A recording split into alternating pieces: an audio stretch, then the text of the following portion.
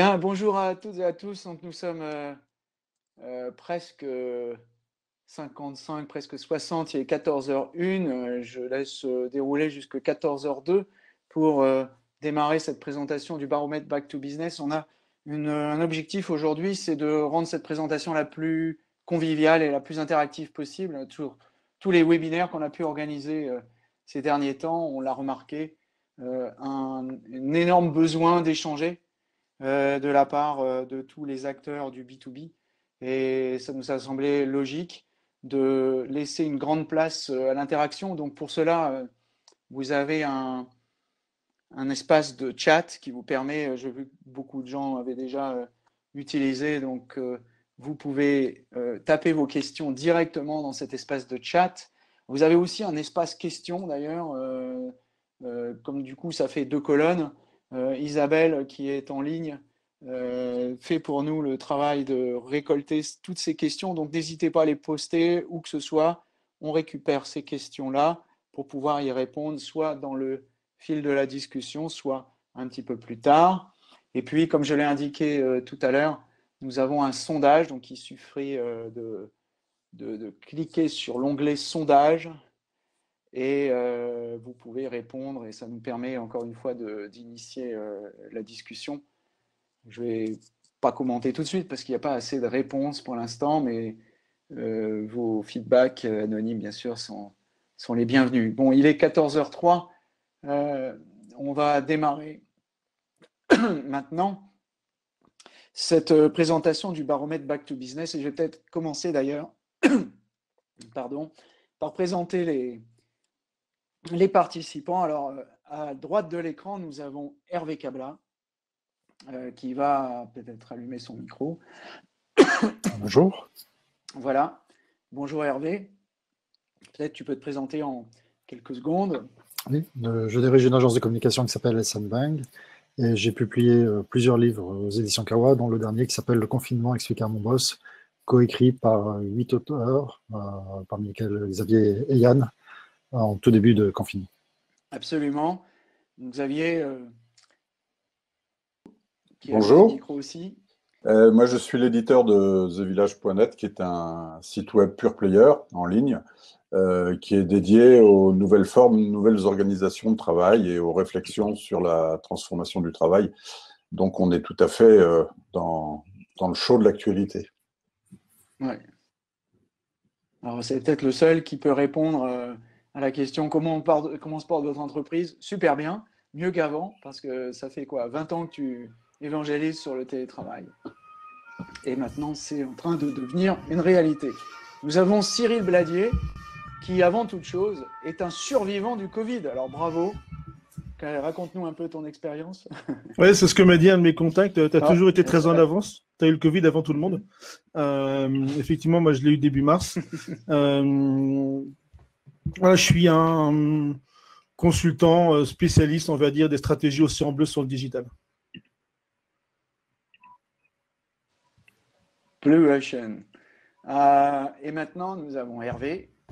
Présentons encore Hervé. Allez, oui, bonjour à tous. Je suis Hervé Gonnet, le cofondateur de GetQuanti, qui effectivement crée aujourd'hui le baromètre Back to Business. Vous connaissez GetQuanti essentiellement pour nos solutions de lead generation, c'est-à-dire qu'on arrive à vous dire qui visite votre site internet. Et aujourd'hui, on va le voir, on a décidé de mettre toute notre data de votre disposition pour pouvoir faire des analyses de marché en temps réel. Voilà, mais c'est tout l'objet du webinaire. Voilà, et à la gauche de Hervé sur l'écran, nous avons Laurent de Areci. Bonjour, donc je suis Laurent Olivier, effectivement un des 10 directeurs associés de l'agence Areci, agence dédiée au B2B, business to business. Et voilà une excellente transition, puisque justement nous allons parler du baromètre Back to Business, qui est une initiative lancée par GetQuanti il y a quoi, un petit peu plus d'une semaine. Hervé, il m'a appelé et il m'a dit voilà, on a un truc, c'est fabuleux. Ça permet de voir quels sont les secteurs qui marchent, quels sont ceux qui ne marchent pas. Et pour cela, eh bien, on a mesuré les visites sur 650 sites B2B qui sont monitorés en temps réel depuis sur une période test. Alors, je vais te passer la parole, comme ça tu vas pouvoir nous expliquer en 5 minutes justement ce qui a amené cette comment dire, création du baromètre Back to Business. Et puis, je reviendrai par la suite un peu sur l'e-book que tout le monde pourra télécharger. D'ailleurs, je vais mettre un lien et vous expliquer un peu comment ça marche, faire une petite démo. Absolument, merci Yann. Et puis donc bonjour à tous. J'espère que vous allez tous bien. C'est quand même la première des priorités. Aujourd'hui, effectivement, on est là pour parler du back to business, donc de reprise. Et GetQuanti a décidé de mettre gratuitement tout son capital de données à disposition de vous, donc du public, notamment des entrepreneurs, marketeurs et des commerciaux B2B, dans un but d'entraide. Alors, comment l'idée de ce baromètre nous est venue? En fait, le besoin était là, il était exprimé par tous et de manière extrêmement consciente, et voire même de manière anxiogène. Qu'est-ce que ma société va devenir dans les prochains mois? Mais nous préférons penser ça de manière beaucoup plus positive et de manière proactive. En fait, on entend beaucoup plus d'entrepreneurs et de marketeurs qui disent « Oui, je vais mettre tout en œuvre pour faire repartir mon business. Oui, je voudrais recontacter mes clients. Oui, je voudrais relancer mon activité. » Mais la question qui vient tout de suite après, c'est comment est-ce que je vais arriver à faire ça? Avec qui et qui est-ce que je dois recontacter et quand est-ce que je dois les contacter? Donc ça, c'est le premier point. C'est une question que tout le monde se pose. Ensuite, la deuxième chose, c'est que on a voulu, chez GetQuanti, repenser nos valeurs sociétales. Nos valeurs sociétales, on souhaite les mettre encore plus en avant, puisqu'on a toujours eu des valeurs d'entraide, de partage et d'échange. Comme par exemple la création du think tank Ensemble B2B il y a maintenant 5 ans, avec entre autres des acteurs qui sont ici présents. On a aussi lancé les premières éditions du B2B Summit qui a lieu, peut-être pas cette année, mais chaque année au mois de juillet, qui regroupe à peu près 1000 personnes du secteur du B2B. Et aujourd'hui, nous souhaitons continuer aussi cet effet d'entraide en vous donnant à disposition donc ce fameux baromètre du B2B. Donc, c'est bien dans une logique d'entraide que nous avons pris la décision de mettre l'intégrité de nos données à disposition du marché afin de vous permettre effectivement d'analyser l'impact du coronavirus sur les comportements des décideurs. Et on l'a fait grâce à l'analyse de leur trafic digital. Aujourd'hui, GetQuanti, on a à peu près 650 sites qui sont monitorés par nos serveurs.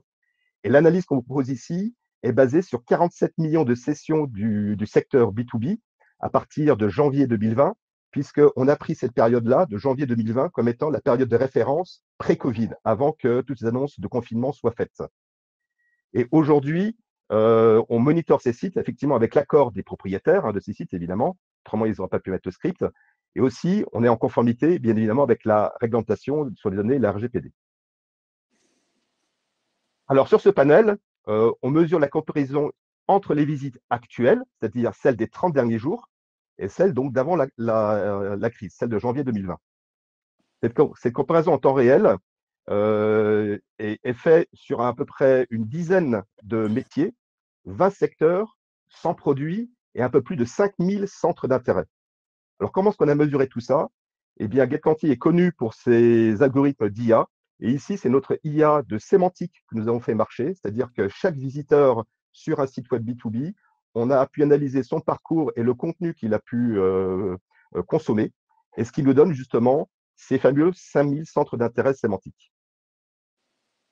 Alors, dans une deuxième partie, vous le verrez aussi, nous faisons cette fois-ci une analyse, cette fois-ci firmographique des visiteurs de ces sites web. Et vous le savez, c'est un peu notre caractéristique GetQuanti, de savoir qui visite votre site web, quand est-ce qu'il l'a visité et qu'est-ce qu'il faut lui dire. Ainsi, nous pourrons vous dire quels sont les types d'entreprises qui ont besoin en ce moment sur les secteurs analysés. Et nous le faisons cette fois-ci par code NAF et par taille d'entreprise. Donc, vous pourrez voir quelles sont les variations. Est-ce que c'est plutôt des grands comptes ou des PME qui sont en demande, ou est-ce que c'est plutôt le secteur, je ne sais pas, des télécoms, du logiciel, des activités comptables qu'il faut recontacter. Voilà. Avant de repasser la main à Yann, pour justement rentrer plus en détail dans ce baromètre, je souhaite vous souhaiter bonne chance à tous dans cette reprise et j'espère que vous serez tous plus armés pour être back to business grâce à ce baromètre B2B et aux excellents conseils que l'on va pouvoir entendre aujourd'hui avec toi, Yann. Yann, je te repasse la parole. Hervé. Merci Hervé pour ces précisions. Je remercie également Isabelle d'avoir posté le lien. Je vois qu'il y a déjà eu des questions. Est-ce qu'il va y avoir des slides? La réponse est non, il n'y aura pas de slides. Par contre, il y a mieux que ça. Il y a tout un e-book que vous pouvez télécharger et que je vais présenter d'ici une seconde. On va le balayer rapidement. Et puis, juste après, je ferai une petite démonstration rapide, parce que l'objectif, il est assez vite d'arriver à vos questions. Je poserai ensuite quelques questions à chacun des participants, et puis on ouvrira les micros. J'ai prévu d'arriver à peu près à 14h30 pour qu'on puisse ouvrir les micros le plus vite possible. Donc, je vais maintenant passer sur ce livre blanc qu'on a conçu avec GetQuanti pour rendre l'utilisation du baromètre aisée. Alors, baromètre back to business, pourquoi un baromètre? Je pense que Hervé vient de vous l'expliquer. On vous a remis un petit précis méthodologique partout où c'était utile pour savoir d'où venaient ces chiffres et comment ils étaient calculés. Bien sûr, là où il y avait des avertissements à faire sur la méthodologie, on les a mis dans des petits encadrés pour être sûr que vous ne fassiez pas de mauvaises interprétations. Puis après, on vous a expliqué comment ça marche, très simplement, en quelques étapes. Le bouquin fait 40 pages environ, il n'est pas très très long. Le quoi des visites, je vais y revenir en direct, donc c'est relativement simple. Comment on décrit le processus par étapes. La première étape, choisir son métier, à l'intérieur du métier son secteur, puis après à l'intérieur du secteur le produit. Je vais y revenir, ce sont des termes qu'il faudra peut-être expliciter. Et puis ensuite, vous aurez la possibilité de naviguer à l'intérieur de ces visites par code NAF pour aller voir quelles sont les cibles à privilégier dans la phase suivante en fonction des informations temps réel que vous aurez obtenues. Donc, pour votre information, cet e-book, il est figé forcément à la date où j'ai réalisé l'étude, c'est-à-dire, je crois qu'on l'a finalisé lundi matin. Voilà, ensuite le comment. On va ensuite aller sur les centres d'intérêt et puis l'étape d'après sur la sélection des contacts. On y reviendra puisqu'on va le voir en temps réel si tout marche bien. Puis, on vous a livré également une analyse pour, disons, apporter un éclairage là-dessus, voir comment on peut analyser le baromètre. Alors, pour ça, j'ai choisi un des secteurs, le secteur du logiciel, le métier du logiciel, qui me semblait le plus intéressant par rapport à mon background. Et puis, on l'a comparé aux différents secteurs tels qu'ils sont actifs en ce moment. Je vous ai remis un visuel qui a été fait par le JDD le 5 avril et qui permet de voir le taux d'activité des différents secteurs. Et puis, mais là, ce qui est intéressant, c'est qu'on voit en temps réel quel est l'intérêt sur les sujets qui sont suscités par ces métiers. Voilà, donc le zoom sur le logiciel avec les courbes, je vais y revenir dans une seconde, mais tout est analysé par le menu. On a pris les logiciels, ensuite on les a décortiqués, logiciels financiers, logiciels commerciaux, etc., etc. Voilà, et puis après, à la fin, on explique comment choisir les cibles qui vous intéressent, si tel est le cas, avec une petite conclusion qui fait un feedback sur un webinaire qu'on a animé d'ailleurs avec Laurent et Hervé il n'y a pas très longtemps sur l'ABM, qui nous semble véritablement une méthodologie de plus en plus intéressante, et notamment en cette période de post-crise. Enfin, on va essayer d'être positif, donc on imagine déjà qu'on est dans la post-crise, parce que ces nouvelles méthodes, ces nouvelles approches de contenu pour la vente sont certainement de plus en plus pertinents dans un monde où les clients vont avoir moins la tendance à, disons, à être à l'écoute, mais plus à être à l'écoute des gens qui leur donnent des conseils, et donc l'ABM est particulièrement intéressant pour ça. Alors, je vais montrer, mais très rapidement, alors, je ne sais plus trop comment on partage. Je peux partager un média, mais je ne peux pas partager mon écran, c'est normal. Hervé? Non, je n'entends pas. La scène est pleine. Effectivement, là, je pense qu'on a... Hervé non plus, désolé. Bon. Non, j'arrive pas. Bon, ben, c'est pas grave, on va aller sur les questions, ce qui nous permettra d'être à l'heure, parce qu'on était en train de prendre un peu de retard. En gros, de toute façon, si vous allez dans le e-book, téléchargez le e-book, Isabelle va nous remettre à nouveau le lien ici, c'est ekil.link/barreau B2B e-book. Ah, il faut fermer le média. Oui, mais je ne sais pas comment on fait ça. Voilà. Ah, ok. Bah non, je ne peux toujours pas partager mon écran. Bon, c'est pas grave. On va oublier ça. Dans le e-book, tout est expliqué. En fait, il y a un truc qu'il faut bien comprendre, c'est qu'il faut cliquer sur les histogrammes. Vous pouvez cliquer aussi sur les libellés, mais c'est plus facile de cliquer sur les histogrammes. Et ça va vous permettre un tri successif, un drill down en anglais, qui va vous permettre par filtre successif d'arriver à ce que vous voulez. Donc vous allez par exemple choisir le métier du logiciel, à l'intérieur les logiciels de la finance, à l'intérieur des logiciels de la finance, vous allez choisir les logiciels de comptabilité, et à l'intérieur de la recherche sur les logiciels de comptabilité, vous allez voir ensuite, si tel est votre métier, vous allez voir ensuite les différents secteurs de clients par code NAF qui s'intéressent à ces sujets-là. Bon, on verra forcément la comptabilité aujourd'hui, c'est un sujet qui est fortement en hausse. Vous verrez si les sujets sont plus, si les clients sont plus à la recherche de tel ou tel sujet. C'est pour ça que c'est en arrivant au dernier écran qui est sur celui de l'analyse sémantique qui permet de suggérer différents thèmes, ça vous permet également de trier les thèmes et de mettre en place une logique pour avoir des contenus qui sont pertinents, des thèmes qui sont recherchés ou qui sont plus intéressants des utilisateurs. Voilà. Et à la fin, une fois que vous avez fini cette recherche par tri successif, eh bien vous allez arriver à une liste de clients potentiels qui sont dans cette liste et éventuellement, vous pouvez en faire une acquisition. Mais pendant cette opération, GetQuanti vous offre les 10 premiers de cette liste que vous pouvez télécharger. Voilà, moyennant quand même l'échange de votre adresse email pour la newsletter, mais voilà, there's no such thing as a free lunch. On va passer aux questions, donc si vous permettez, on va commencer par Cyril, notre survivant du Covid, bravo. Toi, qui est guéri justement, quels sont tes conseils pour relancer les activités de conseil? On verra dans l'article de l'e-book, les activités de conseil, selon le JDD, c'est moins de 10% d'activité en ce moment. Donc, comment on fait, Cyril, après le 11 mai ou si ça se trouve, peut-être la fin mai d'ailleurs? Moi, j'ai lu des chiffres différents déjà. Donc, la moitié des freelances ont eu peu d'impact. 2 tiers des missions maintenues, 50% sont plutôt très confiants sur l'avenir. Donc, comme quoi, chaque sondage a ses propres résultats. Oui. Ici, on a quand même une majorité, tout le monde n'a pas répondu, mais une majorité de gens qui ont quand même l'air de souffrir plus que la moyenne. Bon, je sors de cette moyenne, clairement. En dehors des stats que j'ai lus, mais bon, je ne suis pas là pour parler de mon cas perso.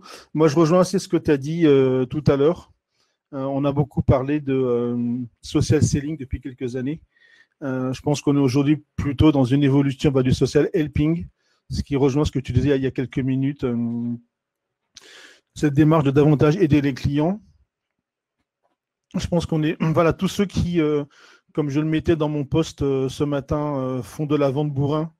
Ça ne marchait pas, ça marchera encore moins. Présupposer qu'un directeur marketing aura besoin de votre solution parce que vous avez une solution pour un directeur marketing, ça ne marche pas. Il faut déjà rentrer en contact avec lui, échanger et être sûr que ce qu'on a à lui vendre correspond à ses problématiques. Et arrêter cette démarche de vente extrêmement agressive où on utilise les réseaux sociaux et de l'automatisation pour bourriner à outrance en se disant dans l'eau, il y en a bien que je vais réussir à convaincre. B2B, moi, je le vois aussi comme back to basics. Les fondamentaux ne changent pas. Moi, je suis extrêmement surpris, comme je le disais avant qu'on démarre, sur la vingtaine de webinaires que j'ai faits au mois d'avril, où il y a eu plus de 1600 participants, de paraître comme une sorte d'extraterrestre quand je disais aux marketeurs et aux commerciaux, intéressez-vous à vos clients. Et j'ai vraiment eu des retours qui étaient « Ah bon, vous pensez vraiment qu'il faut que j'ai une communication centrée client ?» Bah oui, je pense que c'était vrai avant, je pense que c'est encore plus vrai aujourd'hui. Donc je pense que ça c'est vraiment c'est pas forcément un changement, c'est que ce qui marchait moyennement bien hier marchera encore moins bien demain, et ce qui marchait bien hier marchera encore mieux demain. Et je pense que vraiment cette notion de de s'intéresser à ses clients, d'arrêter de vouloir vendre à tout prix et plutôt dans une démarche de conseil, accompagnement et aider plutôt que de vouloir à tout prix vendre, sont des éléments qui vont être assez essentiels pour un bon retour à l'activité. Merci Cyril. Donc, a priori, plutôt de l'optimisme, ça fait du bien. Alors, je regarde le questionnaire, en même temps, je ne vois que 20 réponses. Alors, il faut absolument cliquer sur le sondage pour nous donner vos avis, qu'on ait une vue plus pertinente de l'ensemble de la salle. Hervé, pendant que tout le monde clique sur le sondage pour donner son feedback, tu as dirigé le livre Le confinement expliqué à mon boss. Je vais t'interrompre une seconde ou pas? Parce que là, je dois être une question de Patrick Guédel sur ce que je viens de dire. Oui, est-ce qu'il faut répondre maintenant ou est-ce qu'il faut répondre plus tard? Oui, pour les questions, vas-y. Ok, donc Patrick dit travail gratuit. Non, absolument pas. Certainement pas de travail gratuit. À la limite qu'on rajoute autour de sa presta de base du gratuit, du style échange avec un expert, du style un webinaire, du style un audit très basique. Ouais, pourquoi pas, mais de là rendre ses prestations au cœur de son activité gratuite, absolument pas du tout, du tout. Ça, c'est le meilleur moyen, effectivement, de faire mes boutiques très, très, très vite. Mais on peut tous, notamment en B2B, trouver autour des prestations qu'on vend un petit quelque chose de webinaire, de consultation avec un expert, de séances de co-construction qu'on peut faire gratuitement. Effectivement, c'est possible, mais surtout pas sur ces prestations habituelles. Oui, si vous cherchez à vous occuper, tant qu'à vous occuper, vous pouvez faire du web marketing pour vous, faire du contenu, faire des webinaires. Hein. Tant qu'à donner des choses gratuitement, autant les donner pour qu'elles puissent vous rapporter quelque chose par la suite. Et c'est à cela aussi que le baromètre B2B peut servir. Hervé, donc tu as dirigé le confinement expliqué à mon boss chez Kawa. Alors, est-ce que tu envisages d'écrire maintenant le déconfinement expliqué à mon boss? Si tu as compris ce qui s'est dit avant-hier, parce que moi, j'ai rien compris. Moi non plus, j'ai rien compris. Et je pense que le déconfinement, il va. Pardon. Le micro est mis là? Non, c'est bon, t'entends. Donc le déconfinement, il va durer très longtemps en réalité. Ne serait-ce que parce qu'il ne faut pas penser déconfinement uniquement à l'échelon local, mais à l'échelon global. En B2B, il y a pas mal de boîtes qui travaillent avec l'international et les échanges internationaux, jusqu'à nouvel ordre, ils vont être relativement gelés pour pas mal d'activités. Donc, le déconfinement expliqué à mon boss n'est pas vraiment à l'ordre du jour. Le livre qu'on a écrit, il est né un petit peu dans l'urgence, assez rapidement, en fait, la première semaine, via des échanges que j'ai eus avec d'autres collègues patrons d'agences dans d'autres pays, notamment un Français qui est installé en Chine et qui voulait partager son expérience, son vécu, puisqu'il avait à peu près 2 mois d'avance sur les autres. C'est un petit peu comme Cyril, il avait de l'avance, mais sur le confinement. Et en gros, ce qu'il disait, c'est qu'il y a 3 réflexes à avoir immédiatement. Le premier, c'est s'occuper à fond de sa trésorerie et vérifier que les factures en cours vont bien rentrer, peut-être mettre la pédale douce sur un certain nombre de règlements, profiter de toutes les initiatives d'aide disponibles parce que les mois à venir vont être très très difficiles. Le deuxième, c'est de communiquer, et je rejoins ce que dit Cyril, il faut communiquer dans une démarche d'entraide. On peut apporter beaucoup à nos clients, il ne s'agit pas de faire du non-facturé, mais il s'agit d'être beaucoup plus près d'eux en utilisant les outils digitaux qui sont à notre disposition.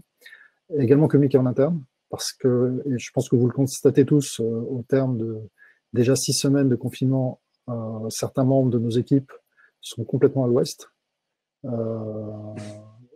parce qu'ils ont perdu ce lien social physique qui les entretenait au bureau.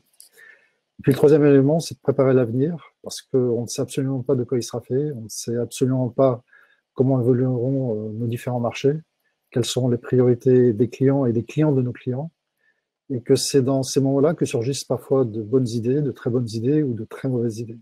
Donc c'est un moment où, au lieu de faire du delivery à 200%, il faut peut-être penser un peu plus stratégie. Ok, merci Hervé. La tradition est toute faite. Les équipes sont un peu perdues, nous disais-tu. Xavier, finalement, cette période de confinement dont David d'ailleurs nous nous explique que c'est un mot français. Alors, pas tout à fait, c'est également un mot anglais, mais au sens global du terme, on parle de lockdown en anglais. Mais donc, ce confinement, ou lockdown pour les anglophones, est-ce qu'il a eu un impact psychologique sur les personnes, un peu comme nous signalait Hervé, les gens qui sont un peu perdus, qui ne savent plus trop où aller? Oui, ça c'est certain. On parle même de troubles psychosociaux, hein. On a des gens qui sont sous tension forcément, d'autant plus qu'on a beaucoup parlé du télétravail, mais on n'est pas dans une situation réelle de télétravail. On est dans une situation de confinement, de télétravail forcé, alors que normalement le télétravail, ça se pratique sur la base du volontariat. On est en situation de télétravail à la maison, 5 jours sur 5, et parfois avec des petits-enfants. Donc, c'est vraiment accumuler toutes les difficultés. Donc, c'est pas étonnant qu'au bout de 2 mois, on ait des gens qui soient un peu proches du burn-out parfois, un peu déprimés, qui dorment mal. Voilà, c'est tout à fait... La productivité a baissé alors qu'habituellement, en télétravail, elle augmente. Tout simplement parce que ce sont des circonstances absolument exceptionnelles qu'aucun de nous n'a jamais connues. Une sorte d'échange dans le chat. Alors j'en profite, je rebondis, je rebelote les questions. David Fayon nous dit le pire du côté sanitaire est derrière nous. J'espère. Inch'Allah. En revanche, économiquement, c'est l'inverse. Les 250 000 chômeurs de plus en mars ne constituent malheureusement que l'apéritif.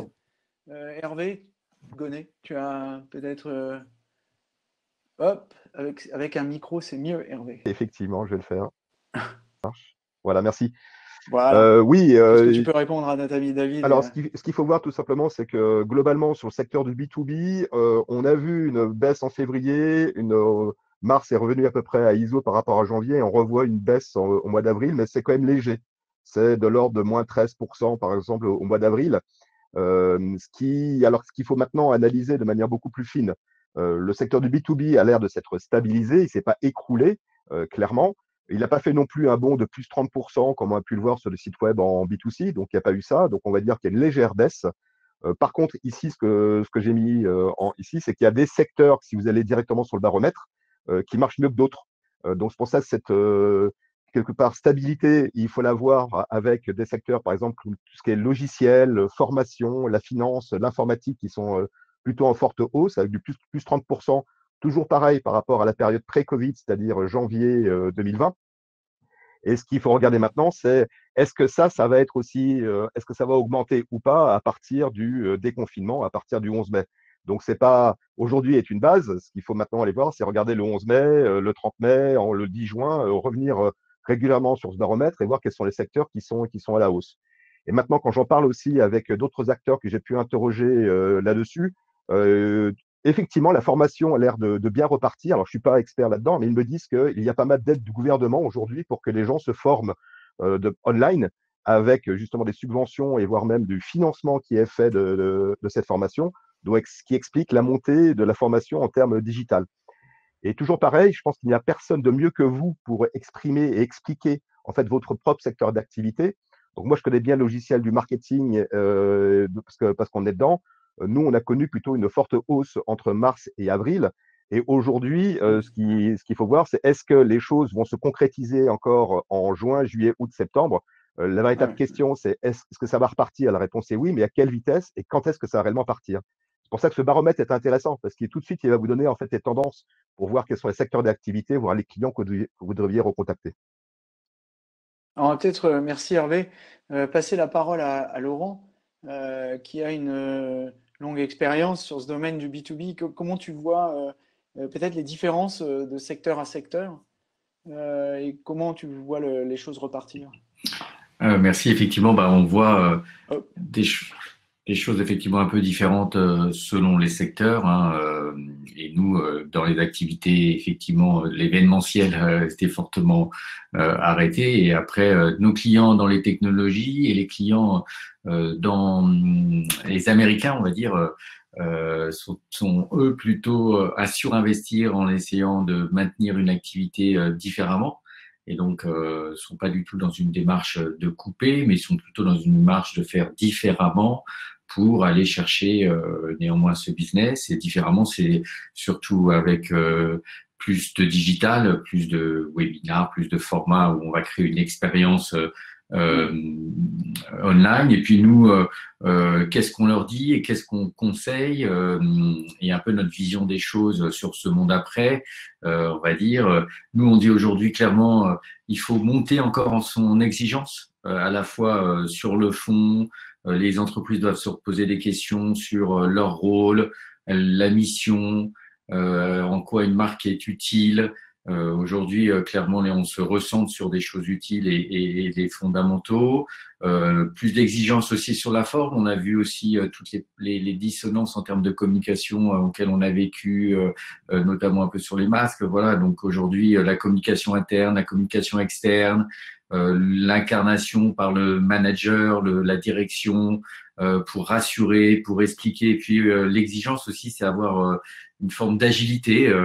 Tout le monde doit accepter que son job évolue et que voilà, c'est une bonne nouvelle parce que de toute manière, il n'y a pas de choix et qu'il faut être agile aussi, l'entreprise et les collaborateurs également. Merci Laurent. Il y a une nuée de questions sur les webinaires. Ça m'étonne d'ailleurs qu'on n'ait pas encore parlé de Zoom. Ça viendra. Je pense sur ce que vient de dire Laurent. Oui. Oui, effectivement, il y a, comme tu as commencé à dire, il y a des secteurs hyper touchés. Tu as parlé de l'événementiel. Moi, j'avais un prospect dans le tourisme B2B qui était sur le point de me valider une commande à 200K le 5 mars et qui était à 0K le 15 mars. Donc, tous les budgets coupés. Et il était assez catastrophé. Il vient de prendre ses fonctions. Le DG du groupe vient de prendre ses fonctions. Et dans le même temps, c'est paradoxal parce qu'à la fois, il a eu tous ses budgets externes coupés. En même temps, il a eu l'autorisation par l'actionnaire de créer 2 postes de dirigeants dans le truc. Donc, à la fois, tu as une coupe assez claire dans tout ce qui est prestat extérieur, etc. Et en même temps, il a l'autorisation dans cette période, et il en a recruté un et l'autre est en cours, de recruter 2 dirigeants pour des filiales du groupe. Donc, c'est sur des créations de postes, pas sur des remplacements. Donc, c'est un peu paradoxal. Quand tu rentres dans le détail, il n'y a pas que la partie extérieure, il y a aussi ce qui se passe en interne. De l'extérieur, tu dis, il est dans le tourisme, c'est une catastrophe, tout est coupé, etc. Ils ne font plus rien. Et en fait, l'actionnaire a validé la création de 2 postes de dirigeants. Oui. Bon, et peut-être un petit peu tôt encore pour tirer des conclusions notamment sur les emplois et tout ça. Je vois à l'instant même une news qui tombe sur les téléscripteurs de Wall Street Journal. C'est la semaine dernière, hein, c'est 3,8 millions d'Américains qui sont allés pointer au chômage. Alors, donc, c'est peut-être aussi les économies ont une façon un peu différente d'encaisser le coup. Je voudrais répondre à l'énorme masse de commentaires qu'on a sur les webinaires, parce qu'on a parlé justement du webinaire comme un moyen, le digital et le webinaire en particulier comme un moyen de s'en sortir et de continuer à rayonner. Et on me demande un peu partout, est-ce qu'il n'y aurait pas une webinar fatigue? Peut-être Xavier?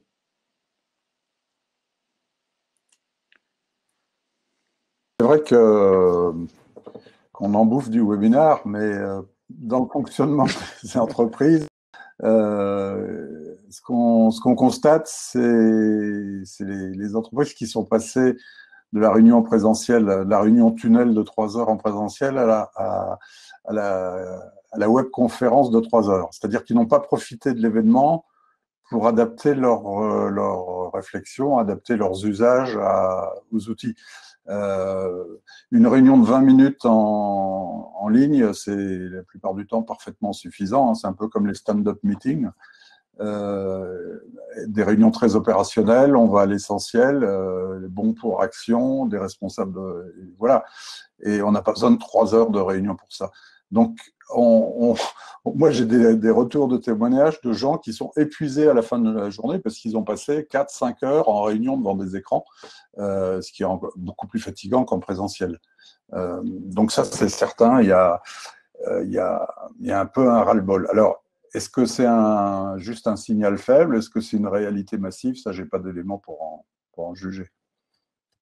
Si je peux me permettre, Xavier, je pense que pour beaucoup d'entreprises, ce mode de travail à distance, ce télétravail est une découverte.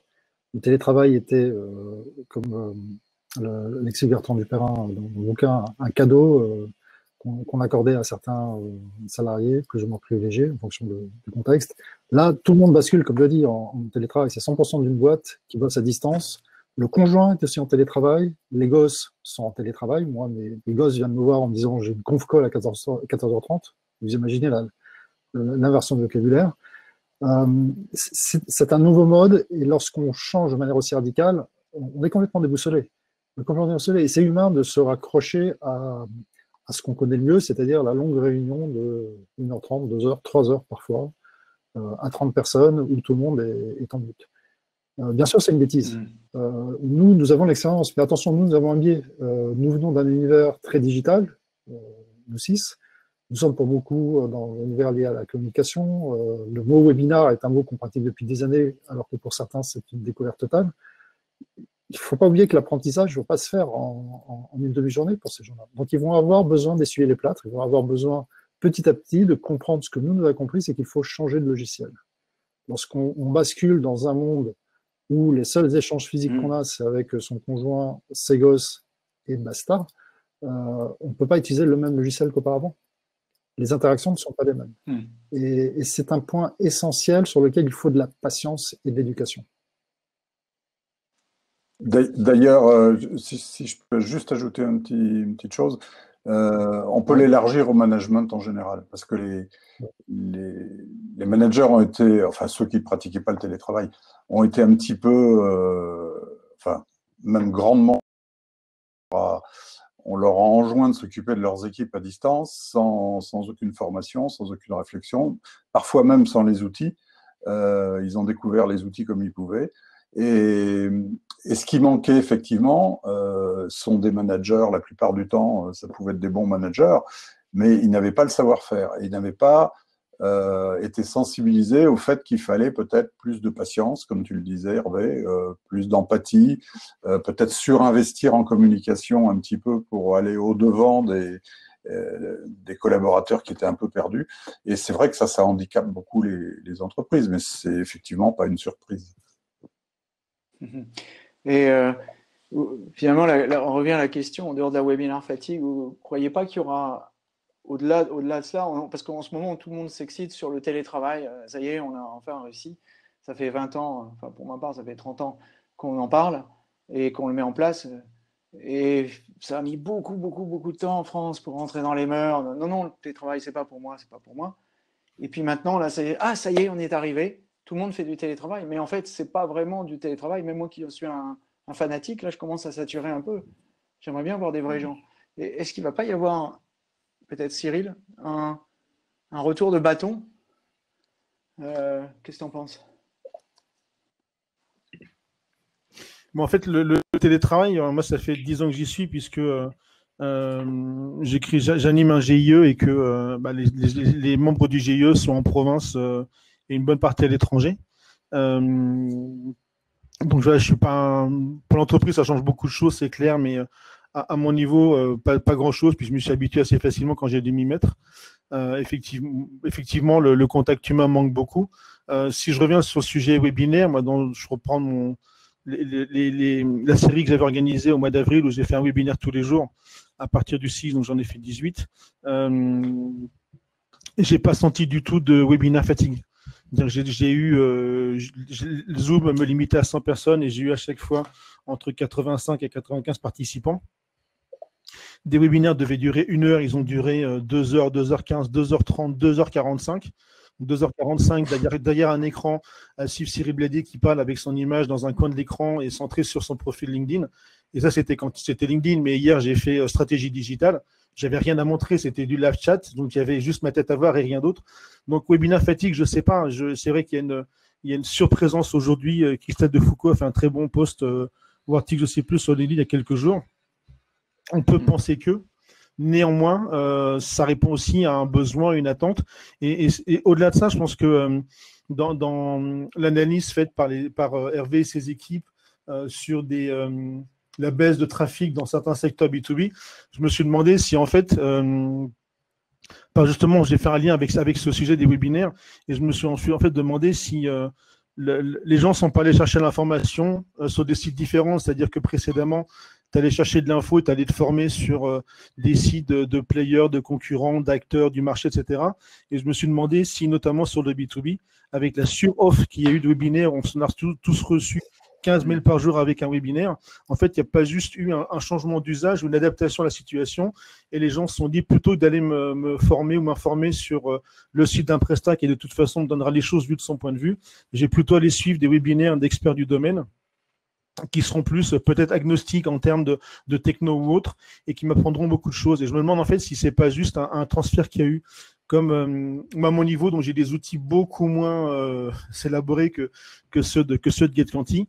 J'ai fait un article en début du mois qui était sur quel site internet les Français vont pendant le confinement, donc où est-ce qu'ils se baladent pendant le confinement.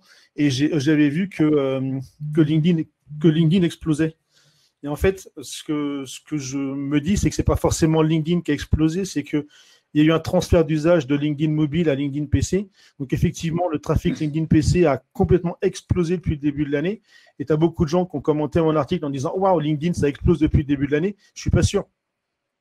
Peut-être que LinkedIn, au global, depuis le début de l'année, leur volume se casse la gueule et que c'est juste un transfert de mobile à PC, un changement d'usage, adaptation au fait que tu es chez toi et que tu n'es plus en déplacement, tu ne regardes plus LinkedIn sur ton mobile mais sur ton PC. Du coup, tu as un trafic LinkedIn qui explose, mais ça ne veut pas dire que l'ensemble soit supérieur. Merci Cyril. C'est que ça ne faisait que confirmer ce qu'on pouvait imaginer, c'est que dans le classement des 10 sites qui ont le plus profité du confinement, on doit retrouver, je ne sais plus, 2-3 sites porno. C'était assez révélateur de ce que les Français faisaient pendant le confinement. Clairement, je prends le top 10 sous les yeux, il y a 3 sites porno dans le top 10. Un petit peu moins B2B, d'ailleurs, ces sites-là ne sont pas dans le baromètre, je le précise. Beaucoup de questions sur le télétravail, peut-être pour notre ami Xavier. Question ou remarque d'ailleurs. David nous dit nous allons probablement converger vers un juste milieu, mais clairement plus de télétravail par rapport à des réunions où les déplacements sont longs, coûteux. Il n'y a pas une journée qui passe sans qu'on ait un sondage. Est-ce que les gens vont télétravailler ou pas après le 11 mai? On a les deux types de signaux et on a les deux types de résultats. Les gens qui vont confondre confinement et télétravail et qui vont en avoir un peu ras-le-bol, qui vont avoir envie de rentrer au bureau, sachant qu'on ne pourra pas forcément tous aller au bureau. Enfin, je ne parle pas pour moi, parce que moi j'y suis au bureau, je suis chez moi. Tout le monde ne pourra pas retourner au bureau tout de suite dans les mêmes conditions qu'il y a 2 mois, ça c'est sûr. Et puis on a les gens qui vont réaliser que, en fait, pendant 2 mois, ils ont fait quelque chose qu'on leur disait qu'il était impossible de faire. C'est-à-dire qu'on a accepté qu'ils soient loin de l'entreprise et que le travail continuait quand même. Plus ou moins bien, mais grosso modo, ça marche. Et donc, il va y avoir une attente, peut-être, et une demande, une exigence des salariés à la transformation du monde du travail. Probablement pas 5 jours sur 5. C'est d'ailleurs non recommandé dans les bonnes pratiques. Hein. On estime qu'au-delà de 3 jours, ça devient un peu plus compliqué, sauf exception. Et donc, je pense qu'on va avoir une prise de conscience, même si tout ne va pas changer, évidemment, à partir du 12 mai. Alors, en tout cas, à propos de sondage, je répète que notre sondage est toujours ouvert. Beaucoup plus de réponses maintenant. Une majorité très large, on a environ 65% déclarent que la vision de l'avenir sera assez dure, nous allons souffrir pendant 6 mois au moins. Mais enfin, ce n'est pas complètement noir. La première case douloureuse, nous allons devoir serrer la vis, voire déposer le bilan. Il y a une seule réponse, 2%, c'est dommage, mais il n'y en a finalement pas tant que ça. Et puis, mais peut-être notre panel est un peu décalé, et donc justement, je vais me tourner vers Laurent, parce que je crois que c'est Pierrick qui fait remarquer Pierrick Chéniaud, qui nous fait remarquer que oui, pour les gens qui vendent de l'immatériel, bon, bah, finalement, on arrive à se débrouiller. Mais pour les gens qui vendent du matériel, ça, c'est beaucoup plus difficile. Oui, effectivement, vu qu'on a du mal à se déplacer et aller physiquement voir et livrer ce matériel, ça rend les choses plus compliquées. Après, je dirais juste un mot sur le trafic web et les comportements marketing, vu que c'est des sujets que moi je maîtrise mieux. Effectivement, comme le disait le baromètre, on a constaté une baisse de trafic.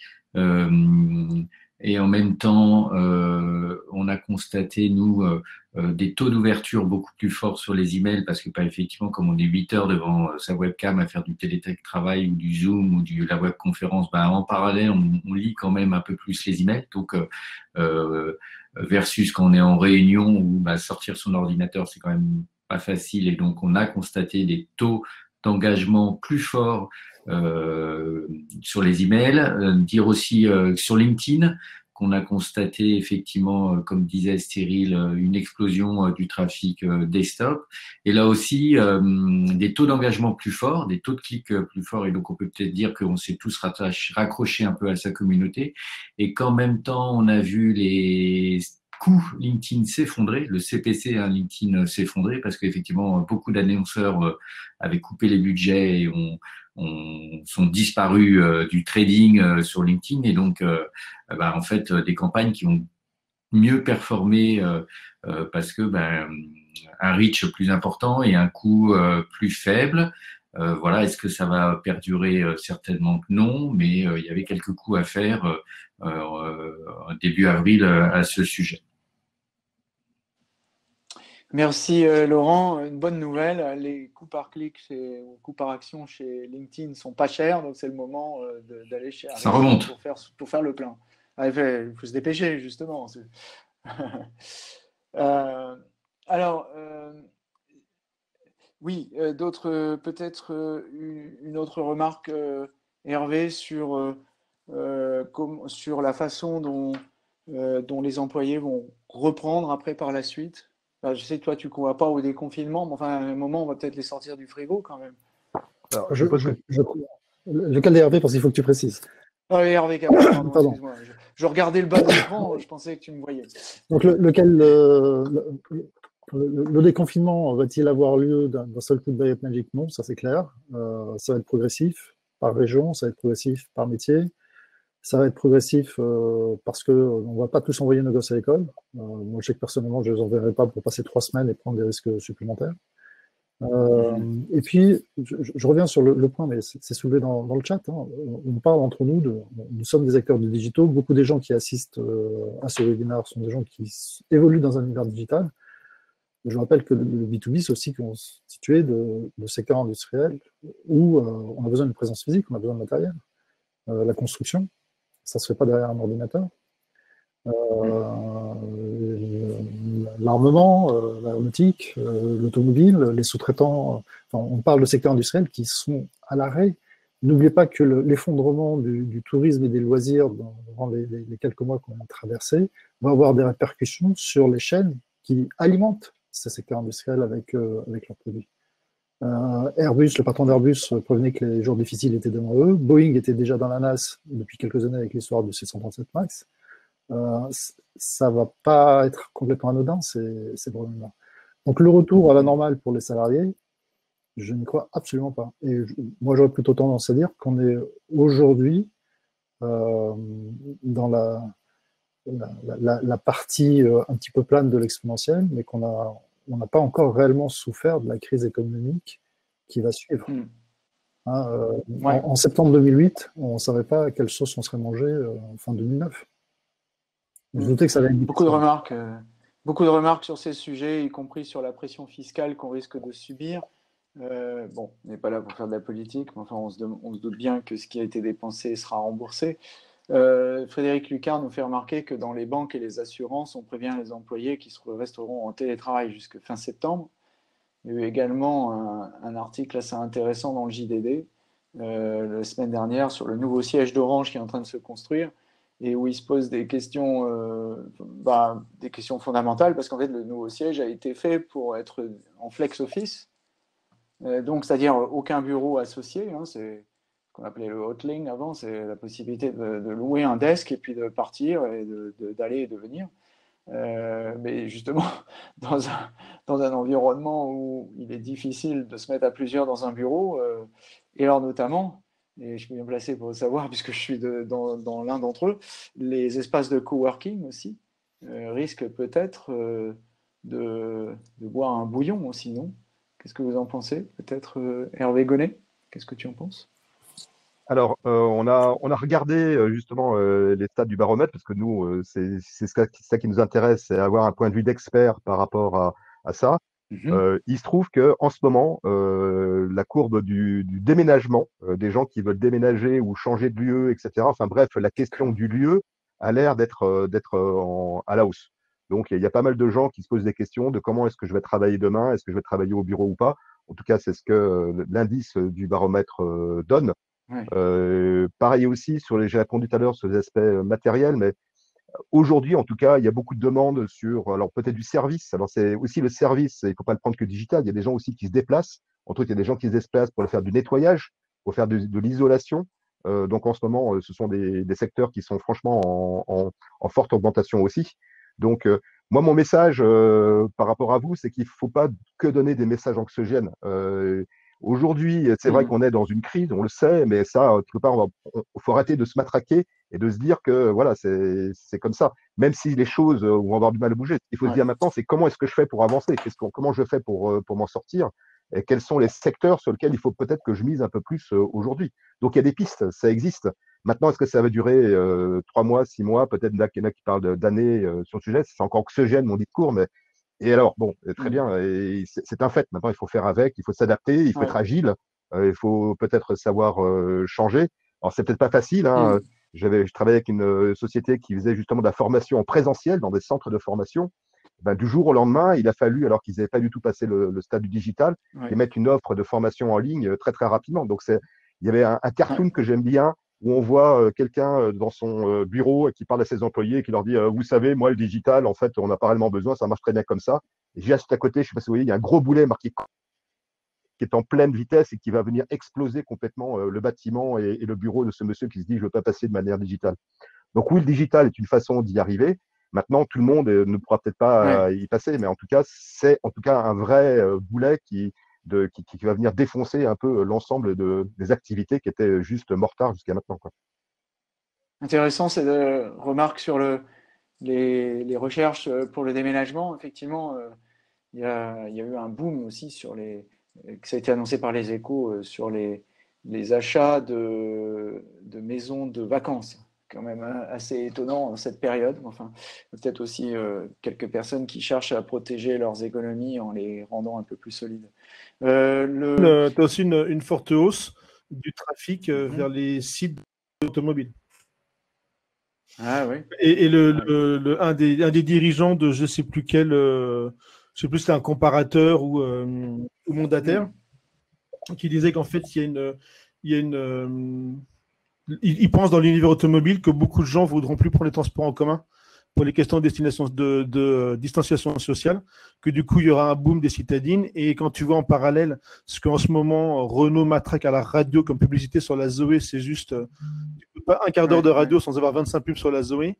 Probablement, voilà, il y a aussi ce type de comportement qui est envisagé aujourd'hui.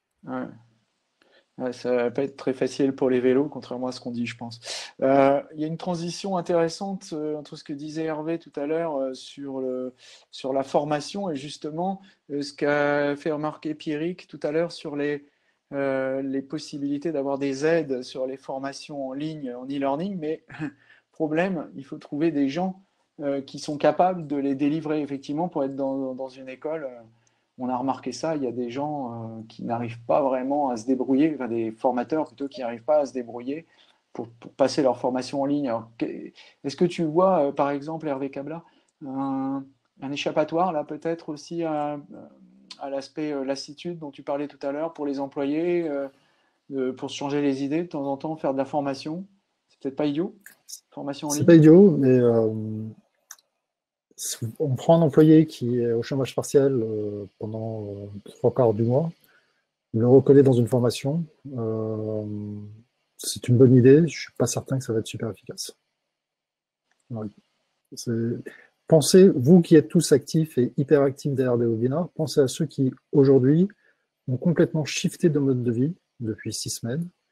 Se lèvent à 10h30, se demandent ce qu'ils vont faire de leur journée, dépriment, passent leur vie devant la télé ou je ne sais quoi, et se posent de réelles questions sur la suite. Discuter avec des dentistes, par exemple. C'est pas du B2B, le dentiste, mais ce sont de très très bons thermomètres d'ambiance, parce qu'ils ont une certaine capacité à capter ce qui se passe autour d'eux. Ils discutent beaucoup. Là, aujourd'hui, ils sont au bout de nulle part, hein, les dentistes. Discuter avec des professions que vous n'êtes pas habitués à rencontrer. Alors, je souhaiterais intervenir, Hervé, là-dessus, sur justement, non pas les aspects formation, mais sur l'aspect digital. Alors, ma femme est médecin. Elle est, du coup, aujourd'hui au front, etc. Et du coup, elle s'occupe, elle, d'adolescents qui ont des problèmes psychologiques et psychiatriques, puisqu'elle est psychiatre d'adolescents. Et en fait, à partir de maintenant, ça y est, l'hôpital est en train de mettre en œuvre des téléconsultations à distance, mettre en œuvre en fait des nouvelles façons d'interagir avec les patients. D'ailleurs, on l'a vu aussi pour tous ceux, peut-être toi comme Cyril, qui a eu le coronavirus. Finalement, il y a aussi des questionnaires en ligne qui sont mis à disposition des gens pour répondre et pour suivre justement les choses. Donc, il y a des possibilités, et voire même derrière, peut-être que ça va permettre d'accélérer un certain nombre de services qu'on n'avait pas l'habitude d'avoir tous les jours. Et voilà. Et le seul problème que je vois là, c'est les discussions que je peux avoir avec elle un peu le soir pour lui monter le moral déjà. Et puis deuxièmement, c'est que finalement, c'est peut-être la rigidité des grosses organisations qui va être le frein pour passer à des aspects plus agiles ou à des aspects de changement. Donc, moi, je suis plutôt optimiste. Hein. Je dis pas que tout va bien se passer. Il y a des choses qui peuvent bien se passer et je pense qu'il faut justement y penser et les mettre en œuvre. Ouais, on a quelques messages d'ailleurs assez, assez optimistes dans notre chat. Et il y en a par rapport au matraquage fiscal de tout à l'heure, il y en a qui prétendent au contraire qu'il n'y en aura pas. Enfin, on ne sait pas trop, mais effectivement, une remarque qui me fait penser à cette chose-là dans ce que dit Hervé, c'est que finalement, quand on reste inactif dans ces périodes de doute, on ne fait que ressasser les incertitudes. Et ça, ces incertitudes, comme par définition, elles sont incertaines. Donc, on ne pourra pas les combler. Donc, la seule façon de passer au-delà, c'est justement de trouver une activité. Et il y a d'ailleurs une remarque qui est faite dans l'auditoire en disant bah, tiens, c'est peut-être justement un moyen, une occasion de prendre du recul et de revoir son orientation professionnelle, peut-être changer de métier. Alors, David nous parle des bullshit jobs, le fameux livre de David Graeber, je ne sais pas si vous l'avez lu, Bullshit Jobs. C'est assez déprimant, mais enfin, vous pouvez lire les 50 premières pages, elles sont suffisantes. Hervé? Non, je voulais juste dire que je voulais peut-être, non pas conclure, mais en tout cas, on approche de l'heure de webinar. On a commencé à l'heure et je souhaiterais qu'on puisse peut-être finir à l'heure aussi. Donc, je vais juste vous remettre effectivement la partie baromètre.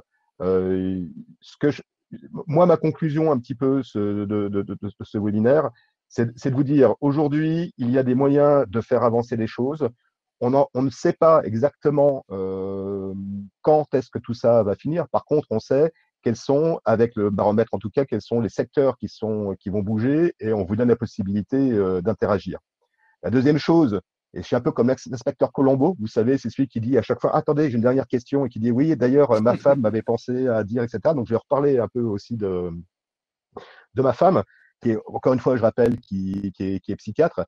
Elle me dit, en fait, dans des cas de dépression, alors humaine, mais aussi là, c'est une dépression économique de manière globale, l'important, c'est pas tant d'apporter des réponses, mais c'est de se poser des questions. Parce que les questions font grandir, les questions font avancer, et les questions permettent une certaine remise en cause.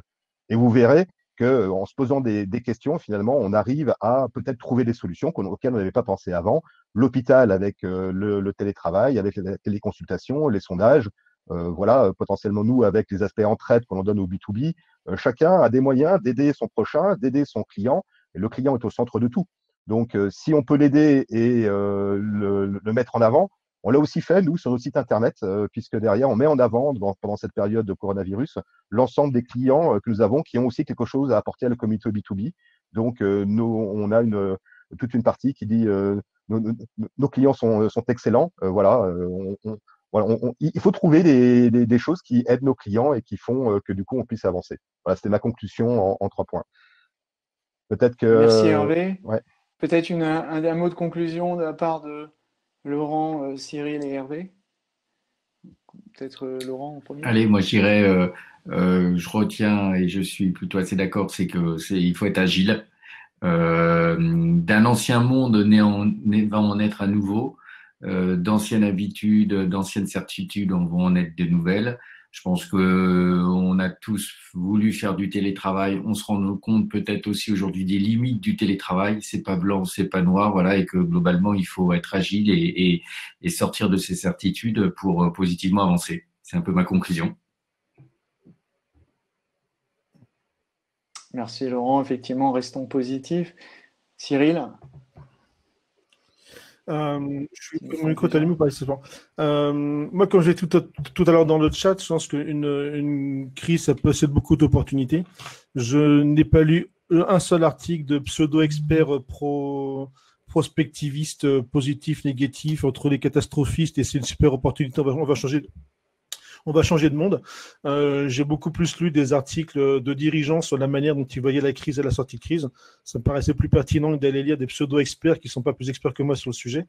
Moi, la crise a mal commencé. Comme je disais, Hervé, quand il m'a contacté il y a quelques jours, en prenant des nouvelles très gentiment, là, j'avais quasiment, je crois, 300 cas de devis signés le 5 mars, et 0 le 15 mars. Et derrière, en fait, il y a eu énormément d'opportunités. Et en fait, voilà, pour moi, clairement, cette situation, il y a aussi plein d'opportunités qui se sont créées sur des trucs absolument imprévus au départ. Donc voilà, donc c'est pas. Il y a aussi, je sais pas, un client me disait oui, de toute façon, il y a par rapport à une crise, il y a ceux qui savent rebondir et ceux qui se laissent abattre par le sujet. Et c'est aussi une question, je sais pas, d'état d'esprit ou de mentalité.